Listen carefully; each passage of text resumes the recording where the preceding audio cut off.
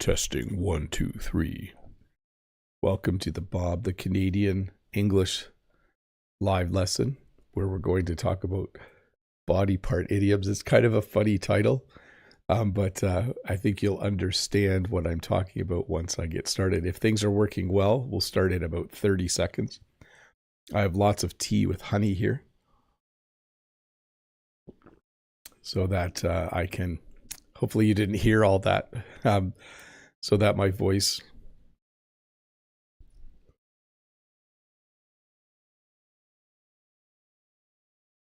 it looks like everything's working great, and we can start in about 6 seconds. So hold tight. We're going to get started in 2, 1. Well, hello and welcome to this English lesson about body part idioms. It's kind of a funny title, but I do know that people love to learn idioms.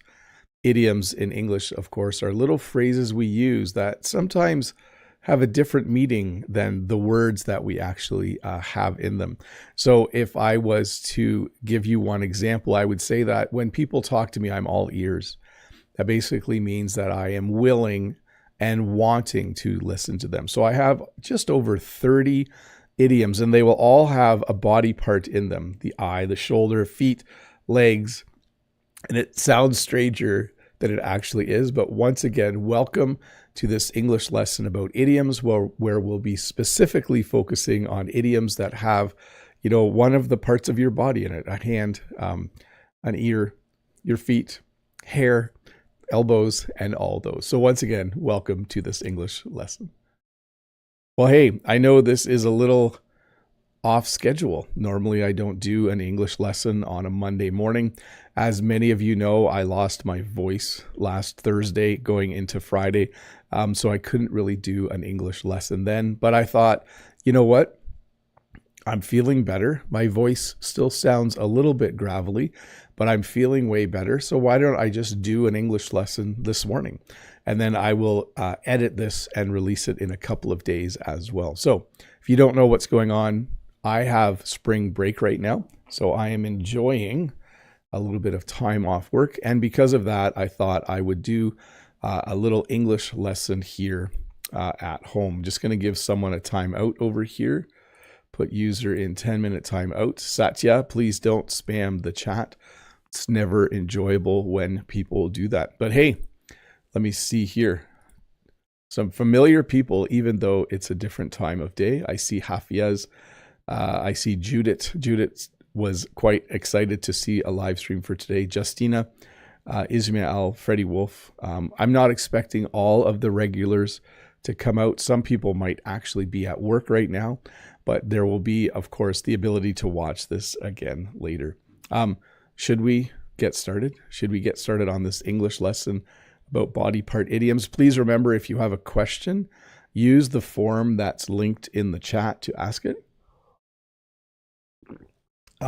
Clovis is like, can I have a copy of this video? It will be online and you can watch it on YouTube forever. That's all I can say to you. But let's get started. I think this should be fun. By a hair. So the first idiom I want to teach you is the idiom by a hair. So if you are in a race and you win by this much, we might say that you won by a hair.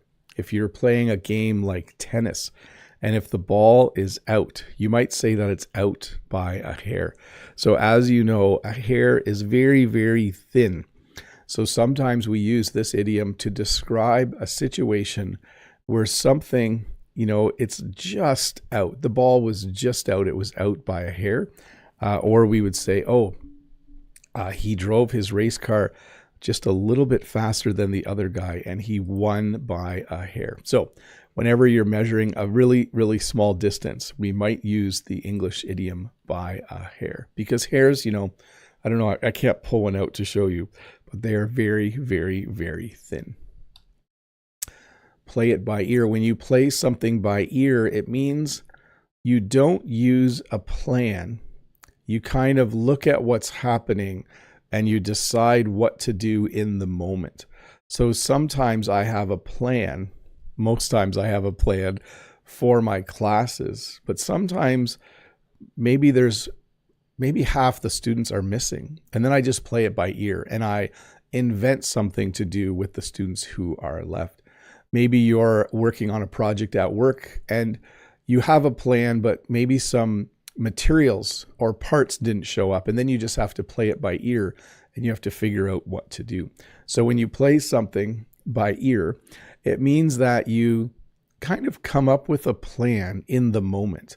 So you don't necessarily have a plan and you decide what to do in the moment as you are doing it. You play it by ear. Drag your feet. When you drag your feet, it means you are lazy. When you drag your feet, it means you're not working hard. You might have a coworker like this person who always drags their feet. They do not work very hard. If you are on a team with them, sometimes they slow the team down. It's very difficult to get work done if you have a coworker who decides to drag their feet. I don't often drag my feet, but I will say this.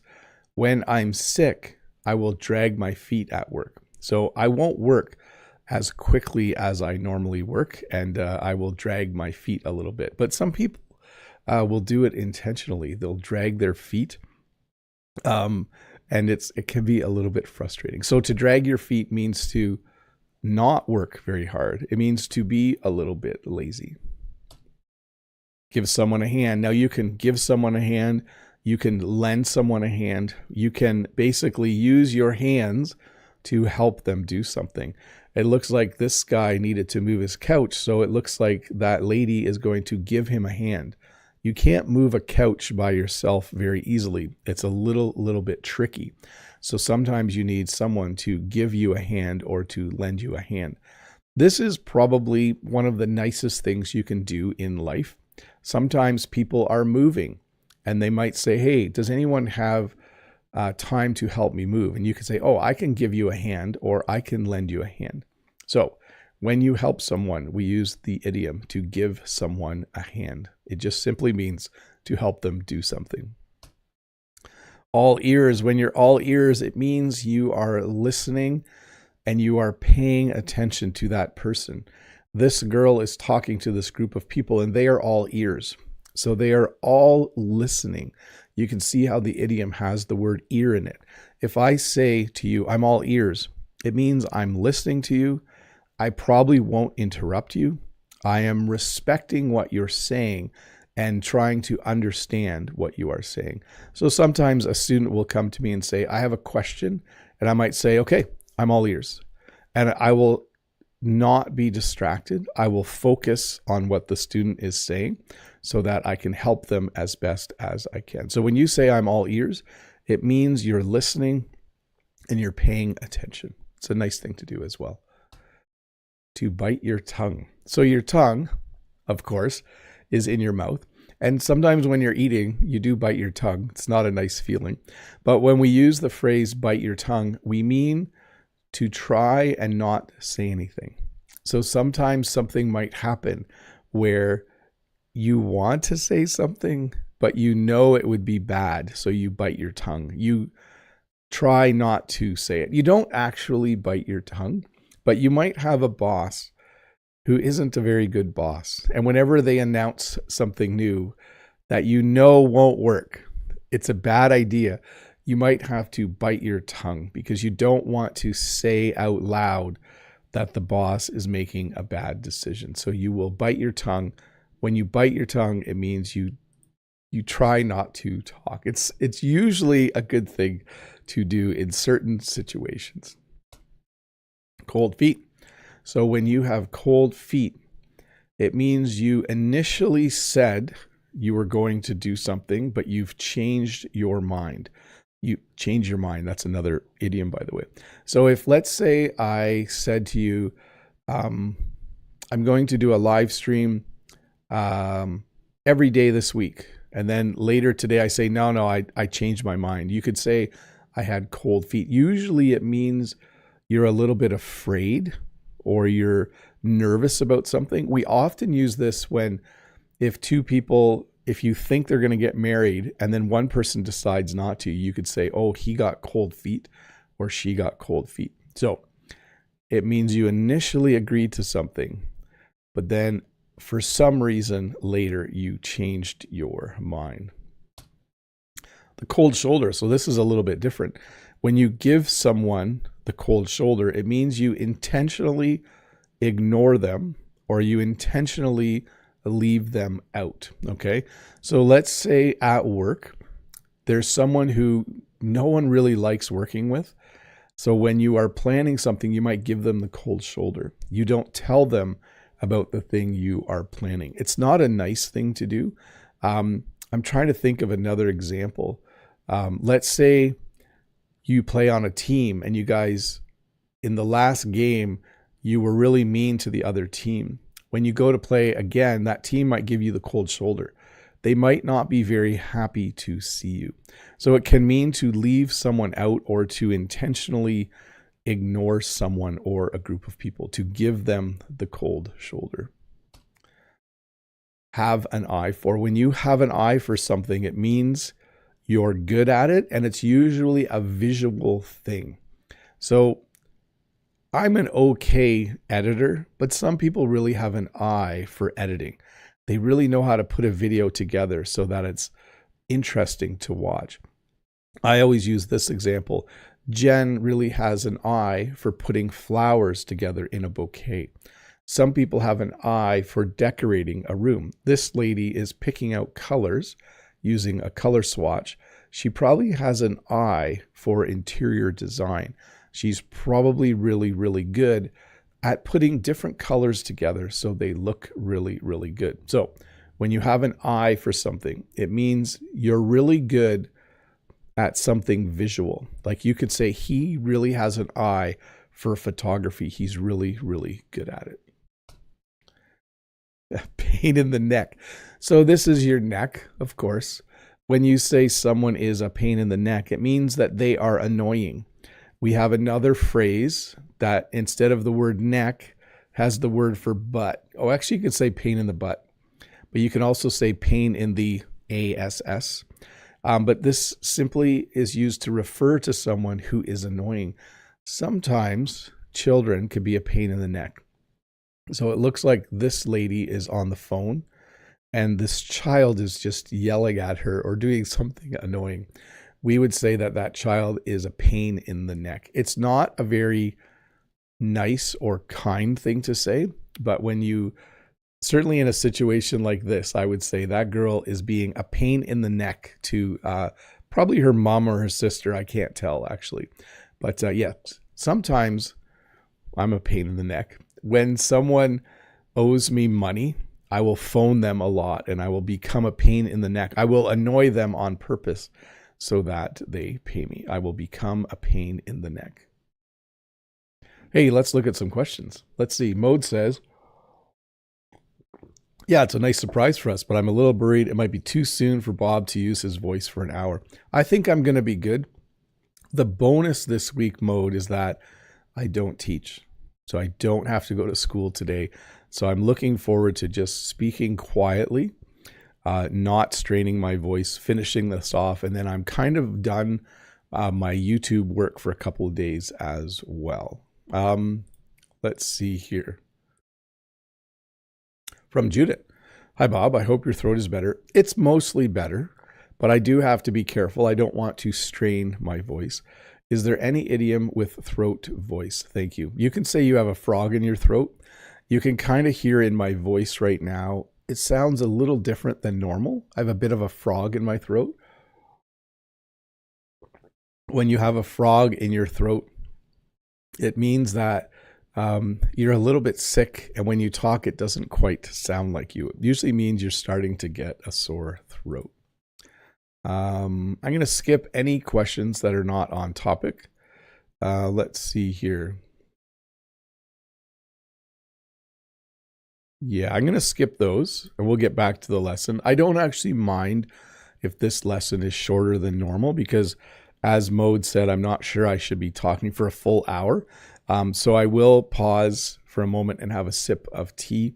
But yeah, if you are asking a question using the form, make sure it's on topic. Make sure it's about the topic of body idioms, and I will try to do my best. Hafia says pain in the derriere. Yes. Tessa says, hi, Bob. Very interesting topic. Thanks. By the way, it looks like Brent is concerned about your friendship. Yes.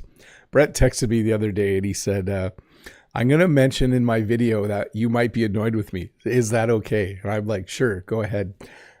Which is kind of funny, right? Like, he asked if it was okay to say something because we're kind of pretending. I think when leaders of countries are annoyed with each other, it doesn't mean the people are. So everything's good with Brent and I for sure. Mode says you can have a tickle in your throat as well or have a scratchy throat. Yes, there you go. A few more. Let's see here. Just going to check something. Let's go back. No, let's not go there. Let's go to this one.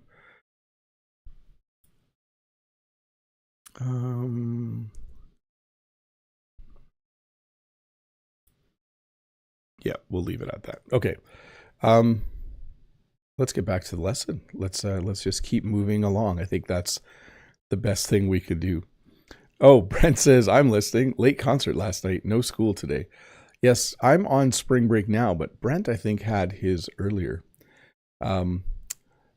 But yeah, I don't think you have to worry about Brent and I. Although the reason Brent and I were talking about it is I texted Brent and I said, Canadians are getting a little annoyed. So I know I don't get super political on this channel, but I have no beef with Brent at all. But Canadians are getting, if you read the news, people are getting a little bit annoyed. There are certain American products that people are refusing to sell in stores.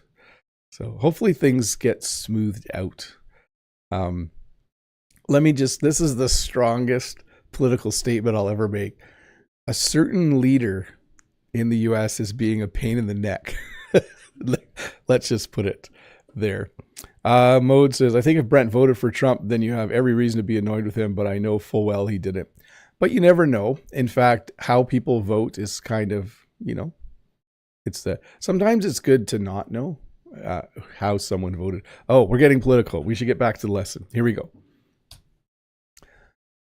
To get something off your chest. When you get something off your chest, it means something was bothering you and you need to talk to someone about it. So let's say, I'm trying to think of an example. Let's say your parents want you to go to the University of Toronto, but you really want to go to the University of Windsor. You have to get that off your chest. At some point, you have to sit down and talk to them and say, look, I know you want me to go to U of T, the University of Toronto, but I would rather go somewhere else. If you're in a relationship, maybe you don't want to continue in the relationship. And then we would say you need to get something off your chest. You will want to explain to the other person that you don't really enjoy being with them anymore and you might want to break up. So when you get something off your chest, it means you talk. So this is your chest, of course, but it means you talk about something that has been bothering you. Get on your nerves. When someone gets on your nerves, it means they are bothering you.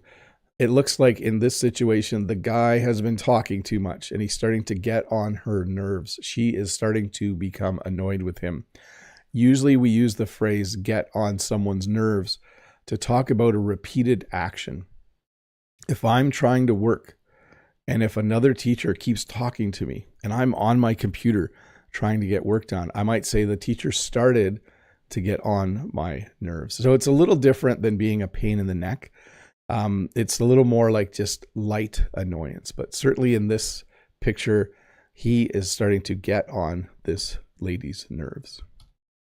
Head in the clouds. So this could mean a couple of things.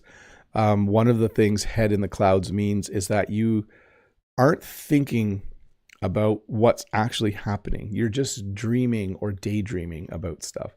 So someone with their head in the clouds might often forget things. They might often forget their keys or their phone and have to walk to their car twice. Sometimes we use this phrase, though, to talk about someone. This is a slight usage. Someone who's really smart, like, oh, he's not very good at taking out the garbage and buying groceries because He always has his head in the clouds, which might mean he's thinking about complex math problems.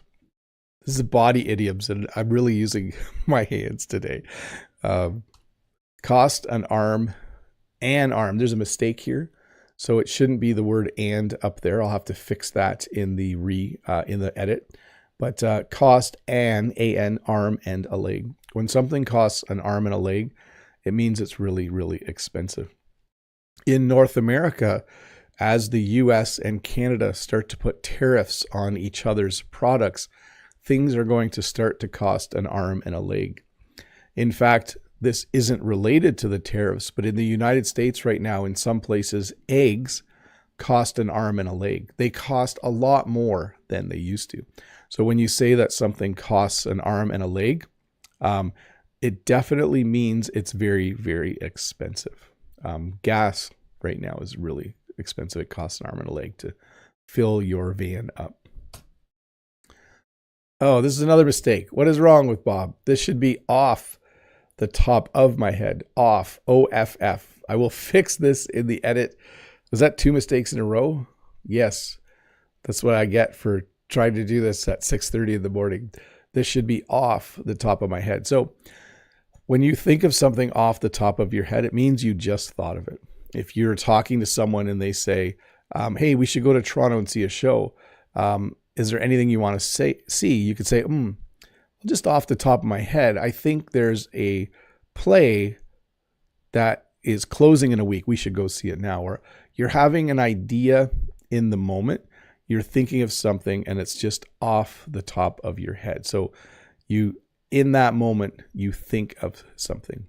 Sometimes when I'm doing my other live streams, I have to think of things off the top of my head. And again, mistake there. I will fix it. If you're watching the edit, there is no mistake. This is tricky. Maybe I'll have to edit out the part where I say there is a mistake. I didn't pause at the end of the sentences. It might be tricky. We'll see. To see eye to eye. When you see eye to eye, it means you agree with someone. So let's say, I'm trying to think of an example here. Let's say I voted for the current mayor. I would say I voted for the mayor because we see eye to eye on a lot of issues. It means that I like the mayor because we think the same way. We agree on a lot of things. A lot of times when you vote for someone because you see eye to eye with them. Basically, it means that you agree with them on a lot of really important issues or topics. It's hard to work with people if you don't see eye to eye. It can be very, very tricky. So when you see eye to eye, it means that you agree with that person or you agree with a lot of what that person thinks. Keep your chin up. So this is your chin. To keep your chin up means to stay positive. So let's say, I'm being more political than I normally would be, but if you are a Democrat and you live in the United States, you just need to keep your chin up, and maybe in 3.5 years, your person will win the next election. So when you tell someone to keep their chin up, you're telling them to try and stay positive. You're telling them to not be too stressed or worried about the current situation, to maybe do things that will help them the next day or the day after. Sometimes when a team loses, the coach will say, come on, everyone, keep your chins up, or keep your chin up, guy. We're going to do better in the next game. Get off my back. So of course your back is back here. When you tell someone to get off your back, it means they keep telling you to do something and you want them to stop. Sometimes people feel like saying this to their boss, but then it's a good idea to bite your tongue. But if you say, get off my back, basically someone has been telling you to do something over and over again, or even nagging you a little bit. When you nag, it's the same thing. It's you tell someone to do something over and over again. So you might just say to them, hey, get off my back. I'm doing my best. Please stop annoying me and bothering me. Head over heels. I think we had this in a previous lesson on love. When you are head over heels, it usually means you are really, really in love with someone. So much in love that you would go to some sort of parade where they throw paper hearts onto the street. In order for Bob to go to a parade like this, he would need to be head over heels in love with Jen. So I guess that means I would go to that sort of event. But when you are head over heels, it means you love someone very, very much, and in a romantic way. Okay. You would never be like head over heels for a friend or something. That doesn't make sense. Head over heels refers to romantic love, very, very strong romantic love. So when something's on the tip of your tongue, it means you can't quite think of the answer. This happens to me every once in a while in a live lesson.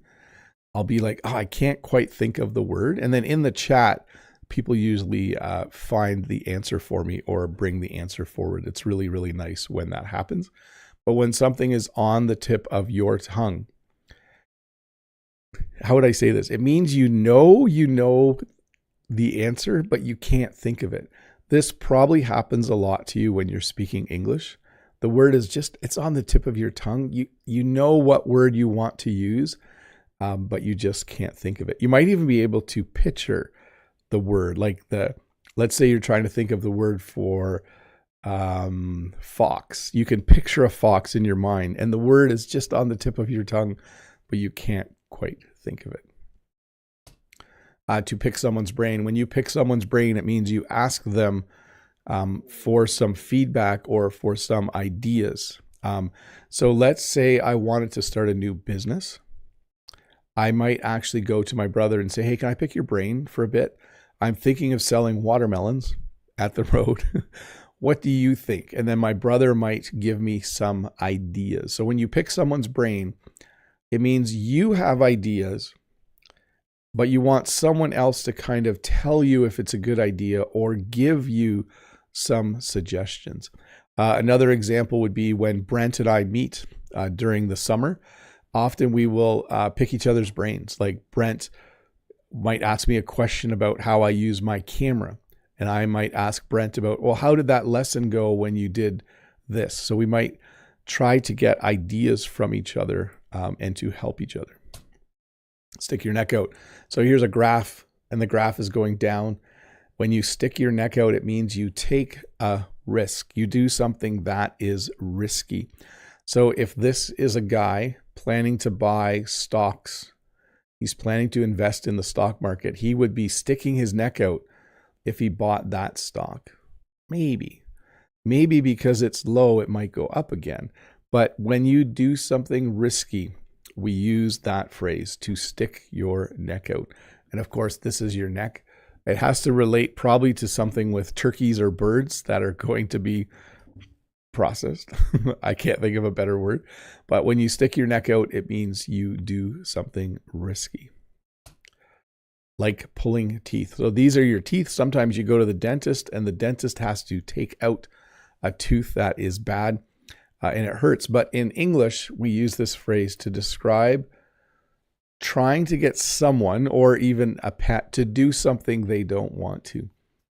I have a few students at my school who are always late for class, and getting them to be on time is like pulling teeth.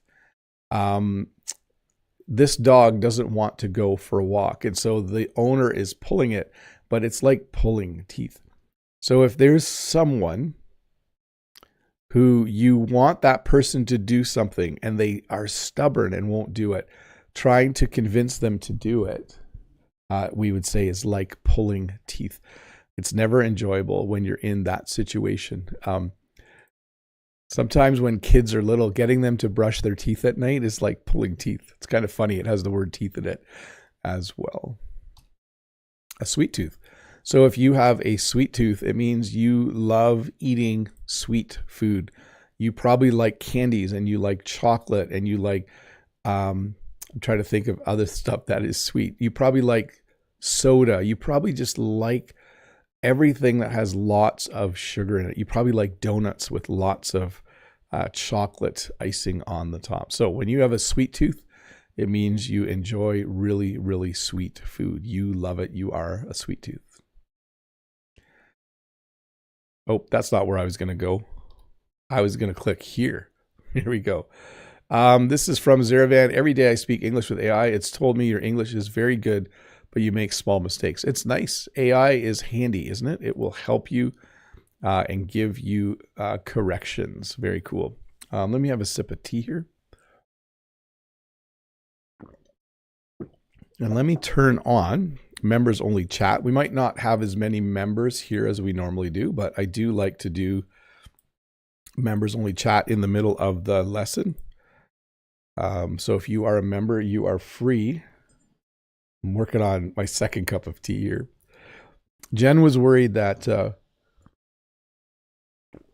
if I drank this much tea during the live stream, that I might have to jump up and go use the washroom.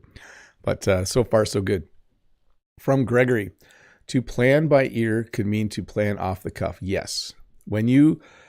So I would say play it by ear instead of plan. But yes, it means you're kind of stuck and the plan you had isn't working, and you have to now, off the top of your head, you need to play it by ear. So there you go. From, sorry teacher, but I thought cold feet meant being nervous before something happens. So you can have cold feet. Usually when you have cold feet, you're thinking of not doing something. Let's get the official definition here. Meaning of cold feet. It definitely means what you're saying.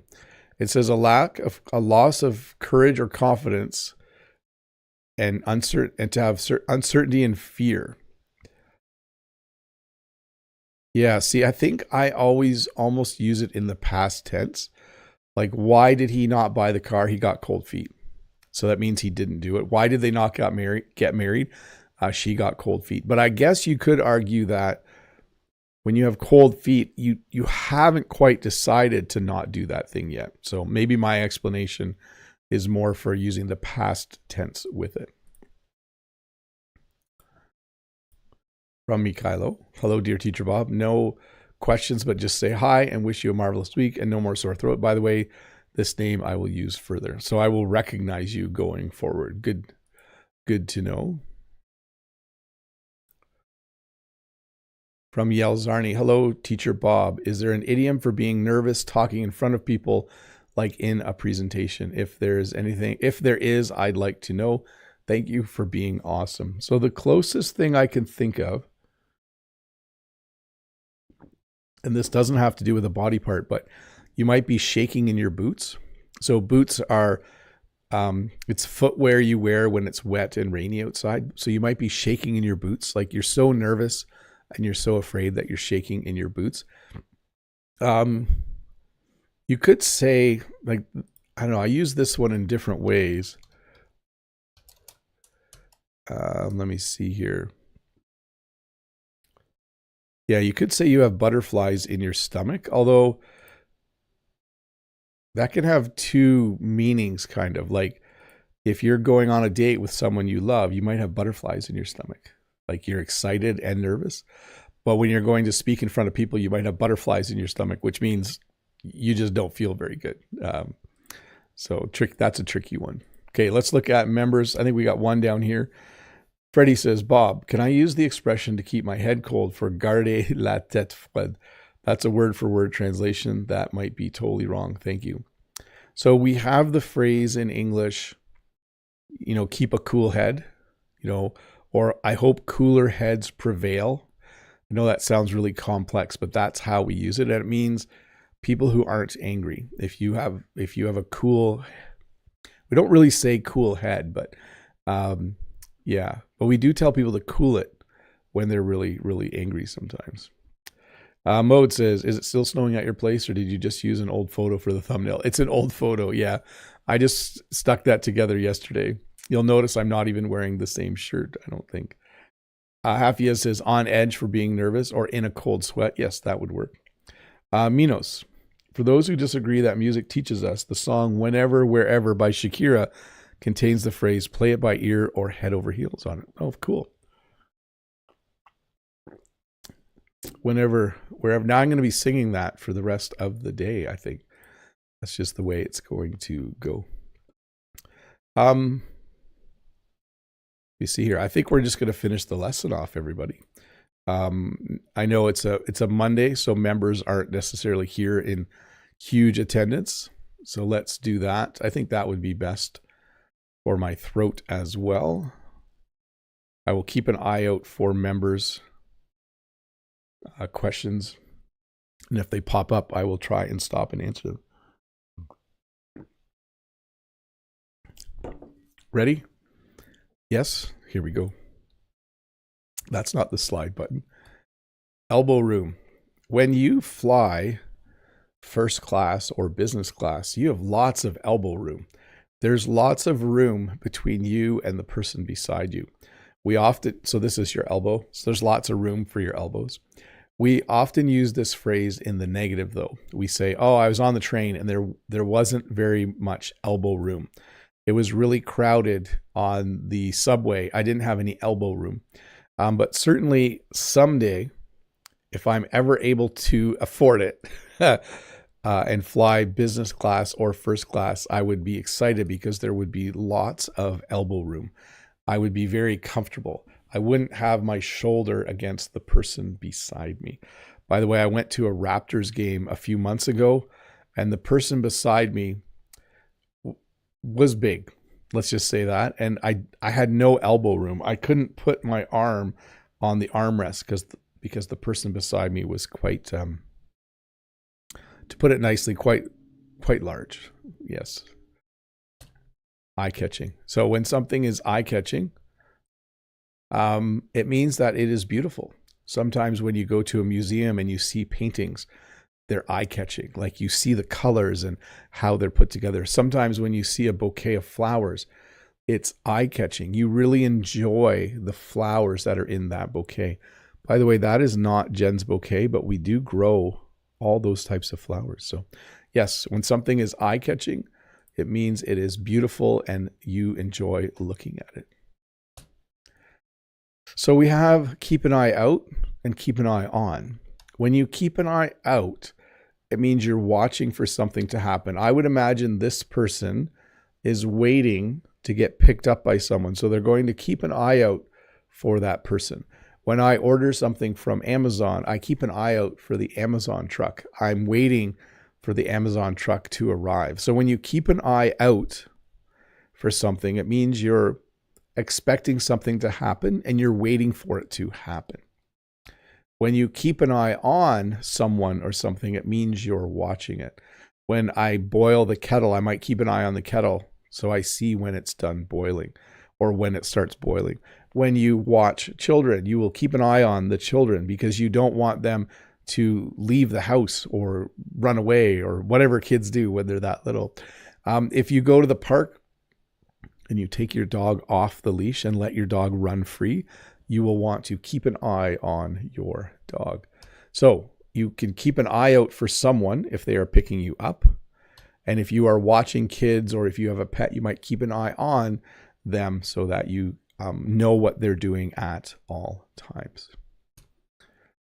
To pull someone's leg. When you pull someone's leg, it means you are usually, this says lie, kind of. You're lying or joking with them. You're telling them something that isn't true because you think it's funny. Okay, so this is maybe not quite the best picture, but if Brent said to me, hey, I'm in Niagara Falls, I'm going to stop by in an hour, I'd be like, you must be pulling my leg. I know you're not in Niagara Falls. So when you tell someone something that isn't true, simply because you think it's funny to tell them that, to pull someone's leg. Pay through the nose. So again, we had the phrase, which phrase did we do? I'm looking back here. Why can't I? Oh, to cost an arm and a leg. Yeah, that was the other one. And then to pay through the nose. When you pay through the nose, it means you pay a lot for something. In the US, in some places, people are paying through the nose for eggs right now. I think it's almost $10 a dozen or something crazy. I still feel like gas is too expensive. I feel like I'm paying through the nose. I don't know why we have this expression. I don't know what it comes from, where it comes from at all. But when I buy gas, I feel like I'm paying through the nose It's so expensive. So when you pay through the nose, it means you are buying something that's very, very expensive and you're paying a lot of money for it. Hey, let's see if there are any questions to answer, and then we will wrap up this lesson.